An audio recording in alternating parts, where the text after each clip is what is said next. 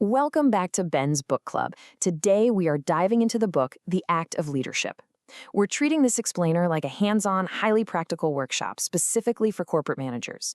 So if you're looking to ditch that tired old command and control autopilot and really transform the way your team operates, well, you are in the exact right place. We're going to roll up our sleeves and look at the daily, nitty-gritty choices that separate just adequate managers from truly transformational leaders. Dan Haesler's core thesis here really captures the absolute truth about management. Think about it for a sec. Most leadership training, it just throws abstract theories at you, right? The what and the why. But you can memorize literally all the management frameworks in the world, and if you don't execute them under pressure, they're kind of useless. Dan, who actually coaches everyone from boardroom CEOs to Olympic athletes, insists that effective leadership is a daily set of intentional actions. So today's playbook is entirely focused on the how. We're talking about the deliberate choices you make on a random Tuesday morning at 9 a.m., not just what you know in theory. Okay, let's dive right into this. Here's our workshop itinerary for today. We'll cover 1, the leadership autopilot problem, 2, the shift from prove to improve, 3, ditching the feedback sandwich, 4, building a coaching mindset, and finally 5, commitment over lazy compliance. Let's build a toolkit you can use tomorrow. All right, kicking things off with section 1, the leadership autopilot problem. So what exactly is autopilot leadership? Well, it's relying on default assumptions, cognitive biases, and reactive behaviors, instead of leading with deliberate, mindful intent. This is the core problem of leading without self-awareness. Ask yourself this: has the intense pressure of corporate targets, endless quarterly reviews, and back-to-back meetings kind of forced you into a reactive, unthinking routine? Because for so many well-intentioned managers, the answer is an overwhelming yes. You're just surviving the calendar rather than actually leading your people. Statistically speaking, most of us are completely blind to our own biases and default habits. We think we're being highly strategic and rational, but actually we're just reacting to the loudest problem in the room and letting our subconscious biases drive our reactions. Moving into section 2, shift, prove to improve. Now, there is a stark contrast in management styles here, and addressing it requires some real foundational self-work. Before any manager can successfully coach their team, implement a new strategy, or fix a performance issue, they absolutely have to fix their own internal mindset. Think about it. Insecure leaders try to look smart. They let their egos run the entire show, they dominate meetings, and they act like they have all the answers. Humble leaders, on the other hand, try to get better. They adopt a true growth mindset. Haesler points out that everything in your career totally changes when you stop trying to prove your worth to everyone around you and start putting that energy into trying to improve yourself alongside your team. Which leads directly to this incredibly simple but profound rule: make it safe to stuff up. A high-performing environment requires what psychologists call psychological safety. Look, if your people are terrified of making mistakes because they fear your reaction, they will never innovate. They literally will never take a calculated risk. Mistakes absolutely must be openly treated as valuable learning moments rather than quietly swept under the rug. When you, as a leader, admit your own mistakes freely, you give your team the psychological permission to do the exact same thing. All right, section 3, ditching the feedback sandwich.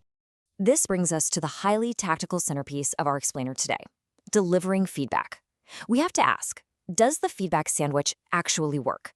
We see this corporate norm everywhere. You know exactly what I'm talking about. But I want to challenge this directly right now. Does this classic management staple actually build trust and improve performance? Or does it secretly destroy trust and leave everyone totally confused? Let's walk through this flawed staple. You've got step 1, a compliment; step 2, criticism; and step 3, another compliment. I want you to recall a time when you were on the receiving end of this exact sequence. How artificial did it feel? Seriously, how much anxiety did it induce while you were listening to that first compliment, just waiting for the butt to drop? It is a staple in corporate America, yet as managers, we dread giving it, and as employees, we absolutely hate receiving it. It creates tension rather than resolving it.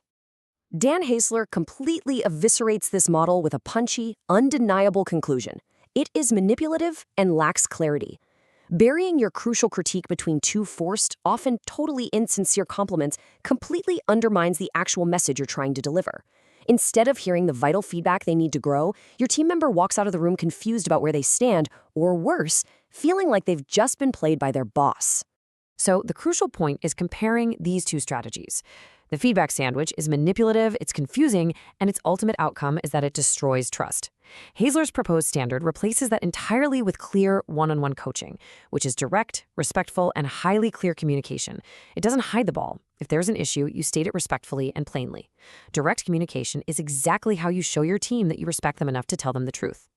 Moving to Section 4, building a coaching mindset. If we're moving away from being micromanagers and shifting toward acting as coaches, what does that actually look like day to day?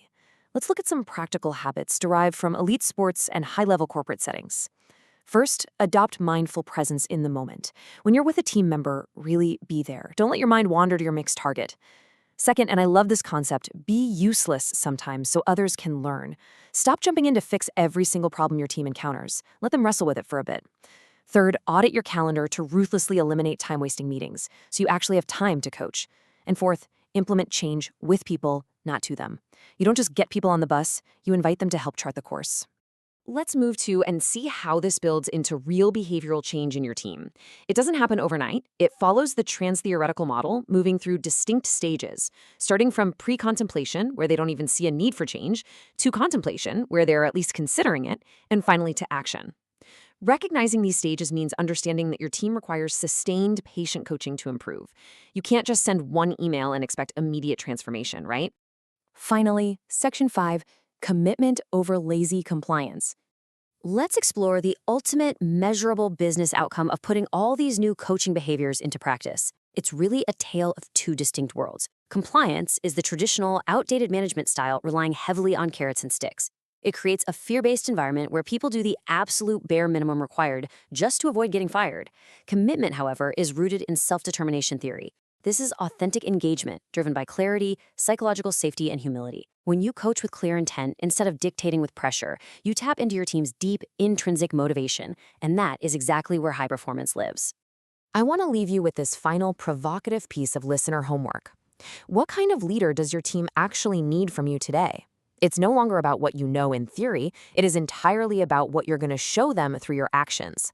I urge you to take this playbook, step off autopilot, and put these concepts into deliberate action. Thank you for joining this workshop and subscribe so you don't miss an episode.